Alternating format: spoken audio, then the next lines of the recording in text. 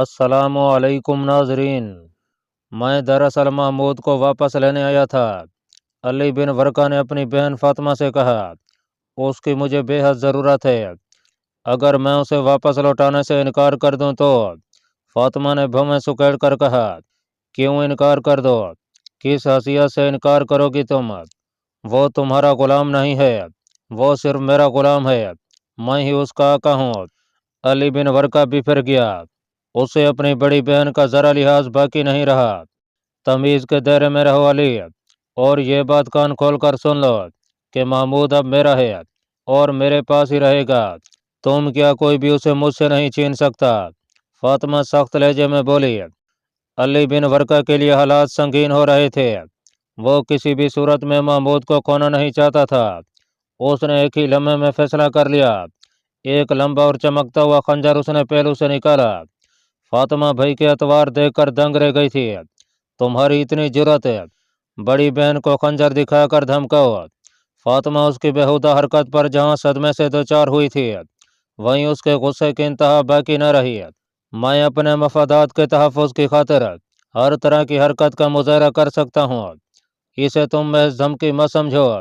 علی بن ورقہ آنکھیں دکھاتا ہوا بولا، تمہاری یہ بدتمیزانہ جرأت ہے، آج تمہاری محبت اور اخلاقی اقدار کی عمارت منہدم ہو گئی ہے۔ فاطمہ کے چہرے پر کسی طرح کے خوف کی بجائے گہرا اطمینان چھایا ہوا تھا، جیسے اسے خنجر کی پرواہ ہی نہ ہو۔ علی بن ورقہ بہن کے اس استحکام پر دیوانہ ہو کر جوش میں لرزنے لگا، اس کے ہاتھوں پر لرزش طاری ہو گئی۔ وہ حقیقتاً بے حد بے صبر شخص تھا۔ اس کے قدم بڑھنے لگے، فاطمہ کے چہرے پر چھایا ہوا استقلال لمحہ بھر کے لیے تھرکا، مگر وہ بھی کسی اہم فیصلے پر پہنچ گئی تھی۔ ٹھیک ہے، اگر تم آج اپنی اصلیت دکھانے کے در پہ ہو اور مجھے مرنے پر تل گئے ہو، تو آج میں بھی دیکھوں گی کہ بزدل بھائی کے ہاتھوں میں قدرت نے بہن کی موت لکھی ہے یا نہیں۔ فاطمہ ڈٹ کر مقابلے پر کھڑی ہو گئی۔ علی بن ورقہ اپنے مفادات کے جنون میں اس قدر اندھا ہو چکا تھا کہ اسے اپنی سامنے کھڑی بہن کا چہرہ دشمن دکھائی دے رہا تھا۔ وہ سب رشتے ناطے بھول چکا تھا۔ اس کے قدموں میں حرکت ہوئی اور وہ فاطمہ کے مقابلے پہنچ گیا۔ اس کی آنکھیں غصے کے عالم میں دہکنے لگی، اس کا خنجر والا ہاتھ فضا میں بلند ہوتا چلا گیا۔ اس سے پہلے کہ خنجر فاطمہ کے سینے کی جانب بڑھتا، ایک آہنی گرفت نے آگے بڑھ کر علی بن ورقہ کی کلائی جکڑ لی اور اس کے جرحانہ عزم کو اپنی گرفت میں لے لیا۔ وہ ہاتھ کیا تھا، کسی فولادی پنجے سے کم نہیں تھا۔ علی بن ورقہ نے متحیر نگاہوں سے اس آہنی گرفت کے مالک کی جانب دیکھا تو لمحہ بھر کے لیے اسے یوں لگا کہ جیسے آسمان ٹوٹ پڑا ہو۔ وہ ہاتھ اس کے غلام محمود کا تھا۔ 16 سالہ محمود اب جوانی کی دہلیز پر قدم رکھ چکا تھا۔ اس کا دراز قد علی بن ورقہ سے کہیں نکلتا زیادہ دکھائی دے رہا تھا۔ اس کے بازوؤں میں شیر جیسی قوت بھی ابھی نوخیز تھی۔ علی بن ورقہ کو محمود سے اس حرکت کی بالکل توقع نہیں تھی۔ چھوڑ میرا ہاتھ۔ علی بن ورقہ سنبھلتے ہوئے دانت پیس کر بولا، تو میرا غلام ہے تھا، اب نہیں ہوں۔ محمود مختصراً بولا، کیا مطلب؟ علی بن ورقہ کو اپنا سر گھومتا ہوا محسوس ہوا، اس کا اٹھا ہوا ہاتھ خود بخود ڈھیلا پڑ گیا۔ میں اب تمہارا غلام نہیں بلکہ تمہاری بہن کا غلام ہوں۔ میرا فرض بنتا ہے کہ اپنی ملکن پر اٹھنے والے ہر ناجائز ہاتھ کو توڑ کر رکھ دوں۔ محمود قدرے درست لہجے میں بولا۔ علی بن ورقہ یہ سن کر بھڑک اٹھا، غصے اور بے بسی سے وہ نڈھال سا ہو گیا۔ اس کے قدم غیر شعوری طور پر پیچھے ہٹنے لگے، جسم میں بڑھاپے کے بانس نکاہت کی لہریں اٹھنے لگیں۔ محمود نے قوت سے اس کا ہاتھ پیچھے جھٹک دیا۔ اسے ایک طرف تو یہ صدمہ تھا کہ محمود نے آج اس کا سامنا کر لیا تھا، دوسری طرف اپنی بہن سے ہونے والا انکار بھی خلاف توقع تھا۔ تیری اتنی جرأت کیسے ہو گئی کہ تو؟ علی بن ورقہ کو خود اپنی آواز کہیں دور سے سنائی دیتی ہوئی محسوس ہوئی۔ یہ جرأت مجھے میری قوت ایمان نے بخشی ہے۔ میرے مرحوم آقا بند قداری کی آخری نصیحت یہی تھی کہ میں جس کے پاس بھی جاؤں صرف اس کا تابعدار بن کر رہوں۔ میں ان کی نصیحت کو وصیت سمجھ کر ہر وقت اپنے سینے سے لگائے رکھتا ہوں۔ محمود اب اس کے مقابلے آ کھڑا ہوا۔ تجھے بند قداری یاد رہا، مگر میں کیسے بھول گیا، جس نے تجھے اتنا عرصہ کھانے کو روٹی دی، سر چھپانے کو اپنا گھر دیا۔ میں نے تو تجھے نہیں بیچا، نہ ہی کسی کو بخشا ہے کہ میں اب تیرا آقا نہیں رہا۔ اب علی بن ورقہ گھٹے گھٹے لفظوں میں بات کر رہا تھا۔ इब्न वर्का महमूद फातिमा के सामने जमकर खड़ा हो गया। तुमने जो कुछ भी मेरे साथ किया वो कोई एहसान नहीं था, वो तेरा फर्ज बनता था। तुमने नहीं, मुझे मेरे अल्लाह ने रिज्क दिया। तुम तो इतने जालिम हो कि किसी को एक वक्त की रोटी भी नहीं दे सकते। खुद गर्जी में शैतान भी तुमसे पनाह मांगता होगा। आज तुम्हें अपने एहसान याद आ रहे हैं, मगर उस कल को भूल गए कि जब एक मजदूर शख्स तुम्हारे सामने गिड़गिड़ा रहा था, मिन्नत समाजत कर रहा था, और तुम उसे उसका आखिरी सहारा भी छीन ले। उसने तो तुमसे सिर्फ अपने मरने तक की मोहलत मांगी थी, मगर तुम्हें वो देना अजाब दिखाई दिया। तुम किसी को क्या दे सकते हो? अगर तुमने मुझ पर कुछ खर्च किया है तो उसका बदला भी तूने चुका लिया। मैं आज के बाद तुम्हारा गुलाम नहीं, जिंदगी मफाकात अमल होती है। कल जो कुछ तुमने किसी के साथ किया था, आज कुदरत ने ऐसा ही तुम्हारे साथ कर दिखाया। इसलिए जो भी कदम उठाना हो उसे सोच समझ कर ही उठाना। मैं अब जवान भी हूँ और मजबूत भी। ना खलफ, मैं ये मामला काजी की अदालत में ले जाऊंगा। तूने मुझसे बगावत और सरकशी की है, और सजा में तुझे जिंदगी भर जिंदा खाने की हवा खिलाऊंगा। तूने खुद को समझ क्या रखा है? अली बिन वर्का तेज के आलम में उठ खड़ा हुआ। तुम्हारी बीवी ने यह गुलाम मुझे बख्श दिया, और बख्शी हुई चीज वापस मांगना उमरा की शान के खिलाफ है। अगर तुम भरी अदालत में अपना मजायका उड़वाना चाहते हो तो मुझे कोई एतराज नहीं। महमूद के हक़ में से फातिमा बोल पड़ी। वो खुद को महमूद के हक़ में बेहद महफूज समझ रही थी। बहुत खूब, ये मेरा गुलाम है, ना कि मेरी बीवी का। और वो कौन होती है मेरी मलकीती चीज़, मुझसे इजाज़त लिए बिना किसी दूसरे को बख्शने वाली? अली बिन वर्का तड़क कर बोला, ठीक है, तुम यहाँ से सीधे काजी के पास जाओ, अब वही तुम्हारा मसला हल करेगा। फातिमा ने हाथ जटे कर लापरवाही से कहा। महमूद शीशा पलई दीवार बना अपनी मलका के सामने खड़ा रहा। अली बिन वर्का काफ़ी देर तक अपनी बीवी और बहन को हजियान बकता रहा। वो महमूद की जानिब बार बार खा जाने वाली निगाहों से देखता, मगर जो ही उसकी निगाह उसके चौड़े चकले सीने पर पड़ती तो वो खुद को बेबसी के भंवर में फंसा महसूस करता। अली बिन वर्का ने जब देखा कि बात बनने की बजाय अब बिल्कुल बिगड़ चुकी है तो उसने फौरन पैंतरा बदला और चिकनी चपेड़ी बातों पर उतर आया और पस्सी की अथाह गहराइयों में डूब गया। अपनी बहन से फौरन माफ़ी मांगी, बल्कि महमूद से भी दोनों हाथ जोड़कर वापस चलने की सदा की। फातिमा अपने भाई की इस दरीना आदत से बखूबी वाकिफ थी। उसने माफ़ी तो दे दी, मगर महमूद को वापस भेजने से इनकार कर दिया।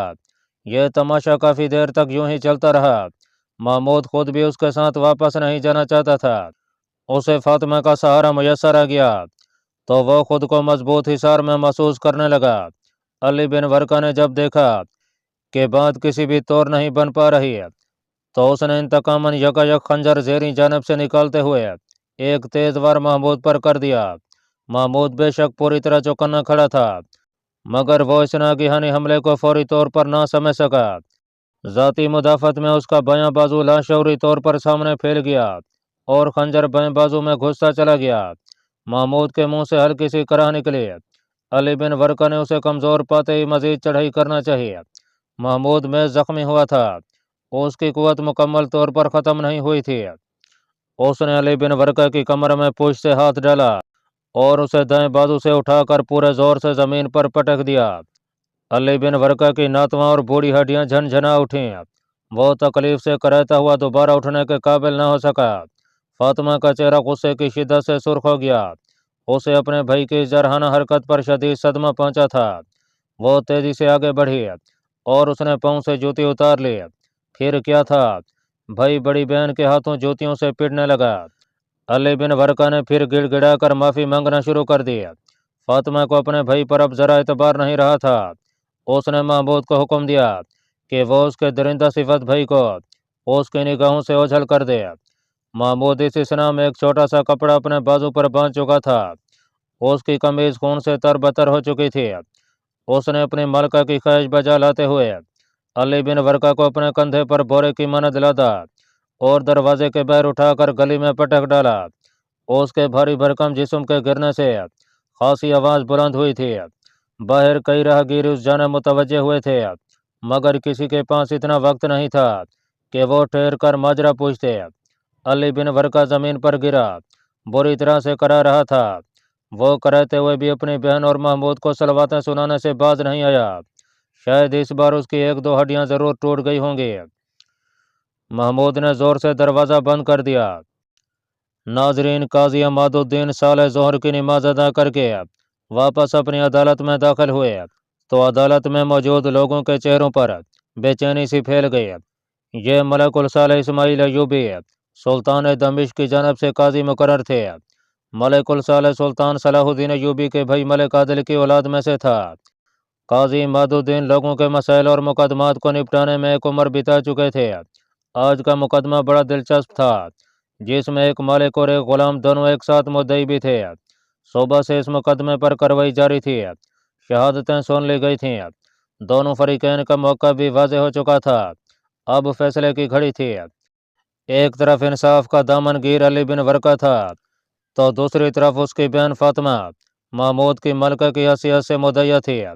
काजी मादुद्दीन इस मामले में खासे परेशान थे, क्योंकि कोई वाज़ेह शहादत ऐसी नहीं थी कि जिस पर फैसला करने में आसानी होती है। मुद्दईया की शहादत निस्फ शुमार की गई थी। इस तरह उम्मे वजला की शहादत भी निस्फ की गई थी। उम्मे वजला ने अपने शौहर के हक में शहादत दी कि मैंने फातिमा को गुलाम बख्शा नहीं था, बल्कि सिर्फ फातिमा को घर तक पहुंचाने के लिए साथ रवाना किया था। अगर कोई शहादत फातिमा की तरफदारी में थी तो वो महमूद की थी।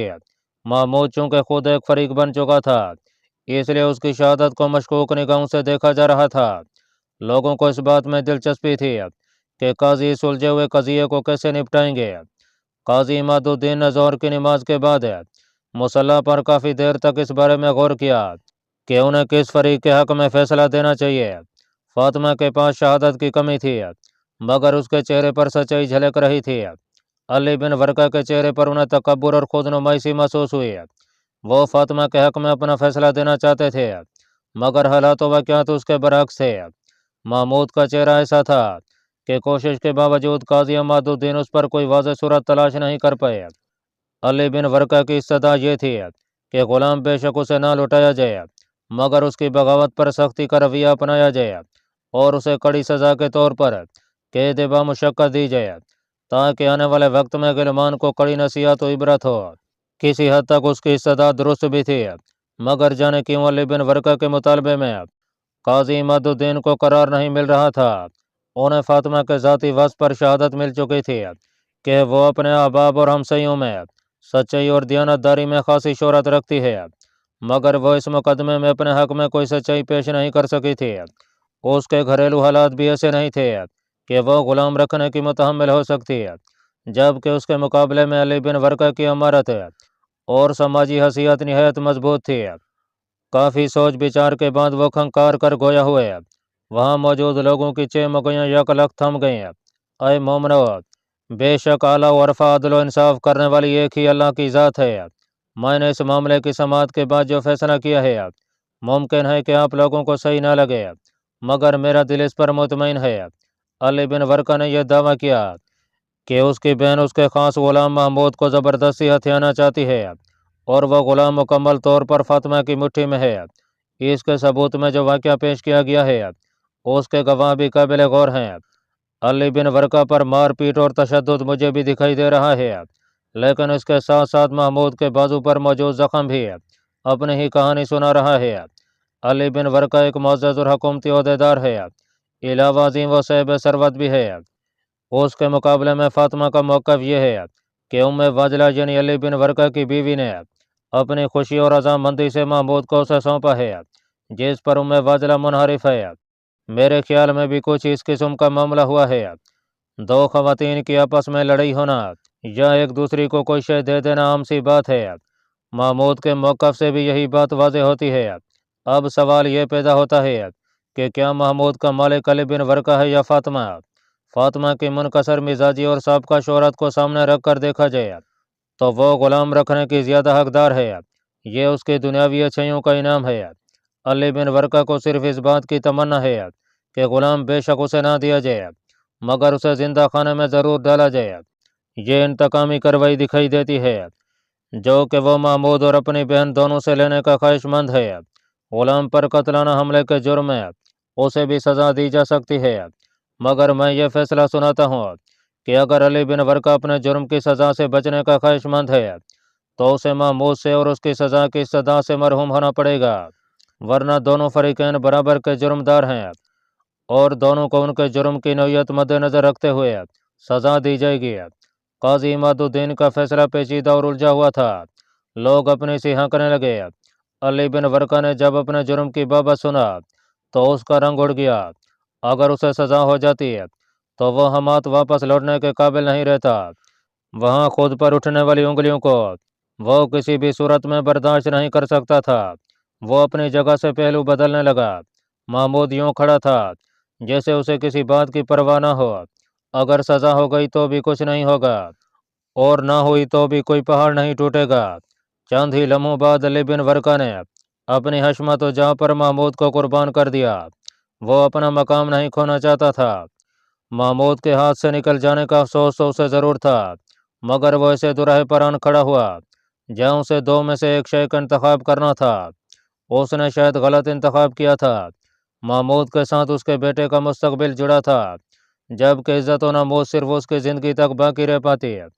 काजी इमादुद्दीन ने महमूद फातिमा के हवाले करते हुए ये बात खसूसन महसूस की कि उनके कल्ब पर गहरा इत्मीनान छाया हुआ था, जैसे उनका फैसला वाकई सही हो। तुम फिर आज इधर आ धमके।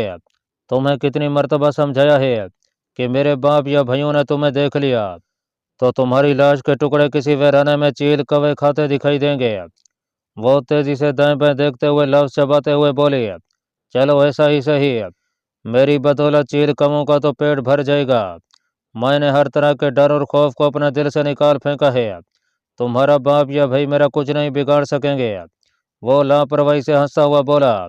मतीउद्दीन वो बेबसी के आलम में बोली, मैंने तुम्हें कितनी बार समझाया है कि मेरा ख्याल अपने दिल से निकाल दो।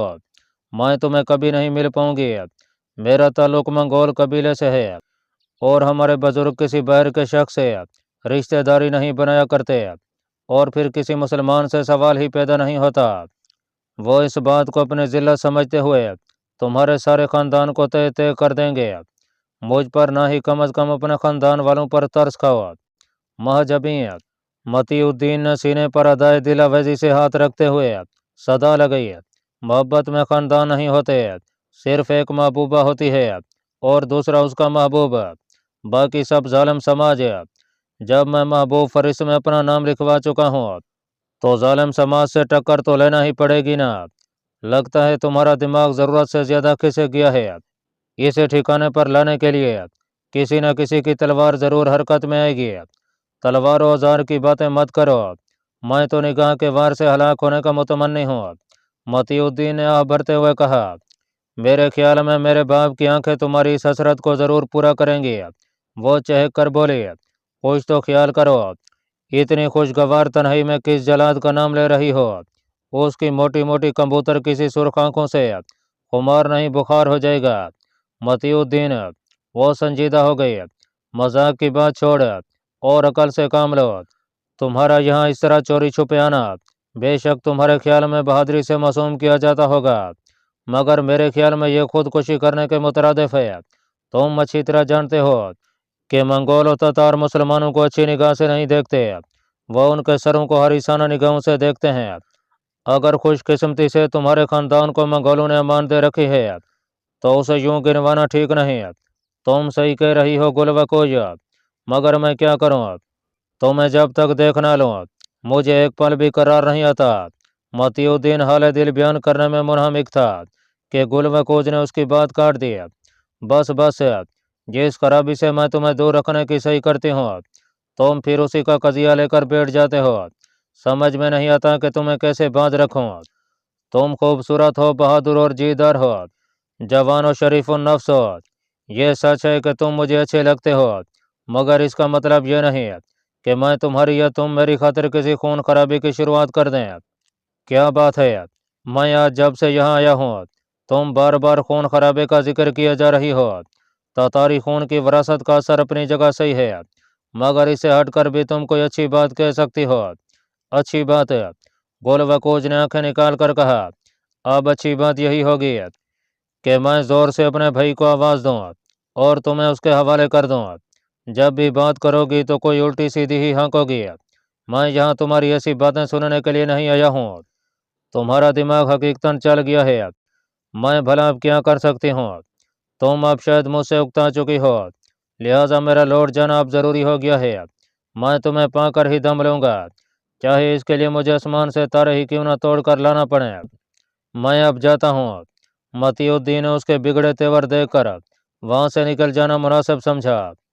दूसरे ही लम्हे उसने बालकोनी की दूसरी जानब से उस पर हैरत भरी निगाह डाली और फिर उसकी निगाहों से ओझल हो गया।